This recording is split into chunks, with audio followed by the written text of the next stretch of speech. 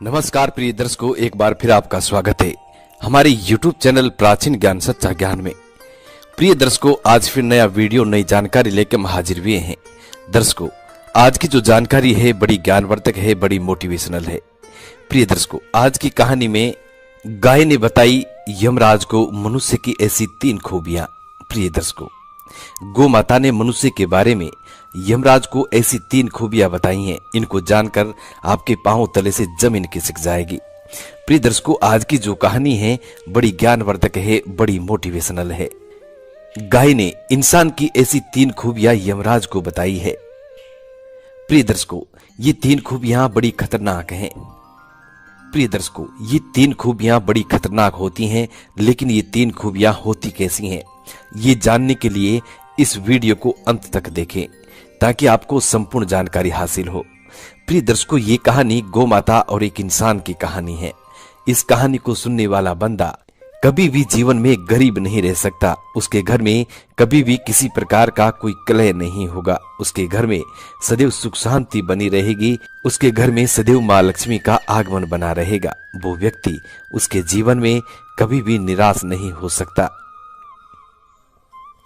प्रिय दर्शकों, एक बात को आप अच्छी तरह जानते होंगे कि सुख समृद्धि पाने के लिए अक्सर लोग गौ माता की कहानियां सुना करते हैं और गौ माता की कहानियां सुनने से उनके घर में सुख समृद्धि आती है।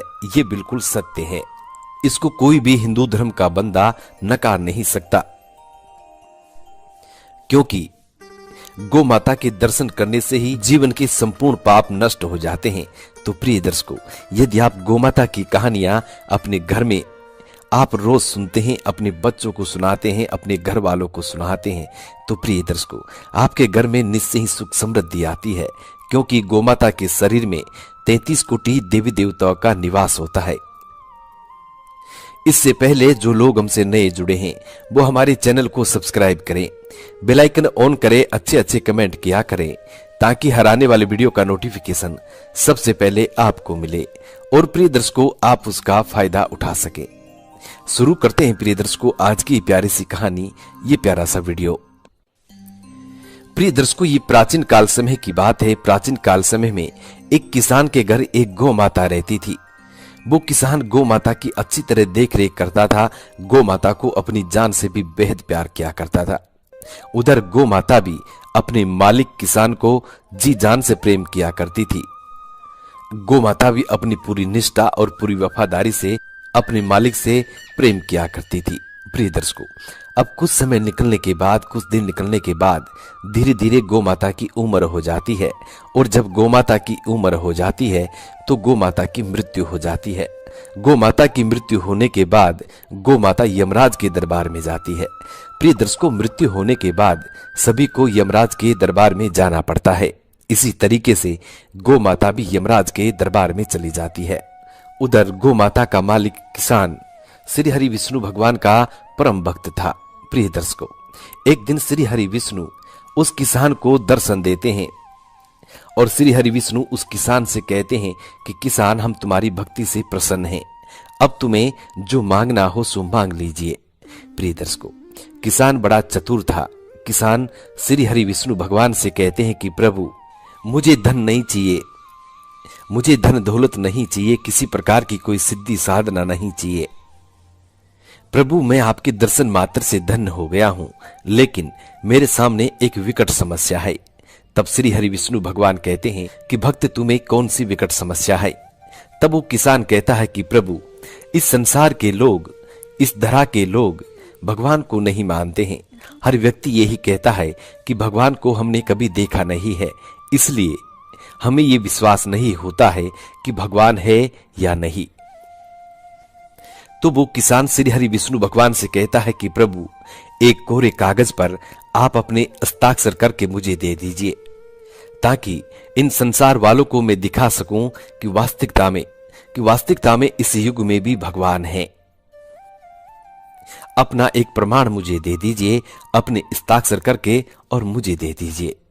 प्रिय दर्शकों, भक्त की इतनी बात सुनने के बाद श्री हरि विष्णु एक कागज पर अपनी लेटर पैड पर अपने हस्ताक्षर करके उस किसान को दे देता है और किसान विष्णु भगवान के हस्ताक्षर को लेकर के और अपने पास सुरक्षित रख लेता है।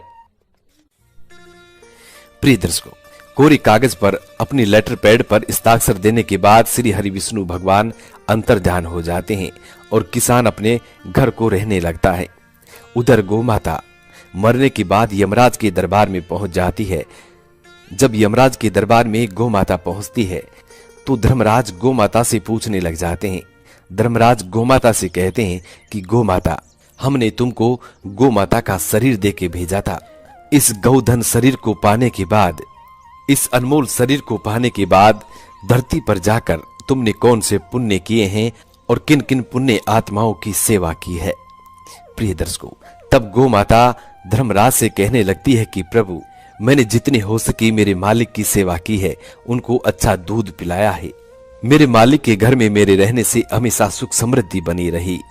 लेकिन प्रभु, मैंने गोधन पाने के बाद भी, गो माता का शरीर पाने के बाद भी उस धरा पर बहुत दुख पाया है। तब धर्मराज गोमाता से पूछने लग जाते हैं, कहते हैं कि हे गोमाता, तुमने ऐसा कौन सा दुख पाया है? तुम्हारी तो लोग सेवा करते हैं, तुम्हें पूजते हैं, तुम्हें माँ कह के पुकारते हैं। तब गोमाता धर्मराज से कहने लगती है कि प्रभु, ये बिल्कुल सत्य है कि कई कई लोग हमें माँ कह के पुकारते हैं, कई कई लोग हमारी पूजा भी करते हैं, लेकिन उसी धरा पर कई लोग ऐसे भी हैं जो दूध ना देने पर हमें डंडों से मारते हैं, हमें मारते पीटते हैं और हमारे बच्चों को बैल बना दिया जाता है और दिन भर खेती में जुताई करते हैं। इसलिए प्रभु, मैं दोबारा गौ माता का शरीर नहीं पाना चाहती हूं। यदि अब की बार मुझे जन्म देना हो तो मुझे इंसान बना देना, क्योंकि इंसान का दिमाग बहुत चतुर होता है, इंसान बहुत चालाक होता है। इंसान हर वो कार्य कर सकता है जो बड़े बड़े देवता भी नहीं कर सकते, बड़े बड़े भगवान भी नहीं कर सकते। गौ माता की इतनी बात सुनने के बाद धर्मराज गौ माता से कहने लगते हैं कि गौ माता, ऐसी क्या बात कह रही हो, क्योंकि भगवान तो भगवान होते हैं और हमारे आगे किसी की भी नहीं चल सकती। इस पूरे ब्रह्मांड में होता वही है जो भगवान चाहते हैं और तुम इंसानों की बड़ाई कर रही हो, कह रही हो कि इंसान का दिमाग बड़ा चतुर होता है। गौ माता धर्मराज से कहती है कि प्रभु, यदि आपको मेरी बातों पर यकीन नहीं होता है तो आप किसी मनुष्य को आजमा के देख सकते हैं। मेरा मालिक भी बहुत चतुर है, बहुत समझदार है। आप चाहे अपने यम दूतों को हुक्म देता है, कहता है इस गौ माता के मालिक को शरीर सहित उठा के यमलोक में ले आओ। तब यम के दूत जाते हैं और गौ माता के मालिक को शरीर सहित उठा करके यमलोक में ले आते हैं। प्रिय दर्शकों, जब गोमाता के मालिक को यम के दूत उठाते हैं तो गोमाता का मालिक किसान उन यम के दूतों से कहता है कि मुझे कहां ले जा रहे हो। तब यम के दूत उस किसान से कहते हैं कि तुम्हें यमलोक में ले जाया जा रहा है। तुम्हारी एक गाय थी, उस गाय ने तुम्हारे बारे में बहुत कुछ कहा है, उसी को साबित करने के लिए तुम्हें यमलोक में ले जाया जा रहा है। प्रिय दर्शकों, यम के दूतों की इतनी बात सुनने के बाद वो किसान बड़ा चतुर था। उसने उस कागज को निकाला जिसमें श्री हरि विष्णु भगवान के हस्ताक्षर थे। प्रिय दर्शकों, उसमें अब वो कुछ लिखता है और लिखने के बाद उसको वापस अपनी जेब में रख लेता है और धर्मराज के दरबार में पहुंच जाता है, यमलोक में पहुंच जाता है। प्रिय दर्शकों, यमलोक में जाने के बाद वो किसान सीधा धर्मराज को वो कागज दिखाता है जिसमें श्री हरि विष्णु भगवान के हस्ताक्षर थे और उन हस्ताक्षर के ऊपर उस किसान ने कुछ और लिख रखा था।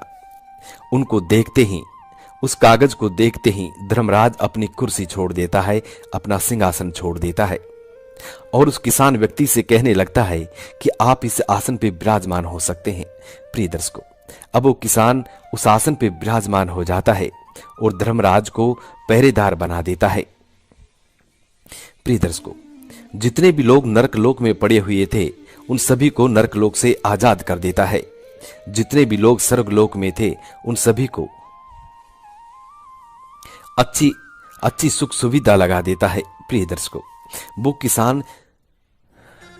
किसान यमपुरी का नक्शा ही बदल देता है। प्रिय दर्शकों, जब धीरे धीरे ये खबर स्वर्गलोक में पहुंचती है, यमलोक में पहुंचती है, श्री हरि विष्णु के पास पहुंचती है, प्रिय दर्शकों, तब श्री हरि विष्णु वापिस यमपुरी में आते हैं, यमलोक में आते हैं। तो जब श्री हरि विष्णु आते हैं तो देखते हैं कि धर्मराज पहरेदार बना हुआ है और एक व्यक्ति बैठा हुआ है। प्रिय दर्शकों, अब श्री हरि विष्णु सिंहासन की तरफ आगे बढ़ते हैं तो देखते हैं कि वही किसान बैठा हुआ है। किसान श्री हरि विष्णु को आते देखते हैं, खड़ा हो जाता है। खड़ा होकर के प्रभु श्री हरि विष्णु से कहता है कि प्रभु मुझे क्षमा कीजिए, मैंने तो एक इंसान की बुद्धि का परिचय देने के लिए ये सब कुछ किया है। प्रिय दर्शकों,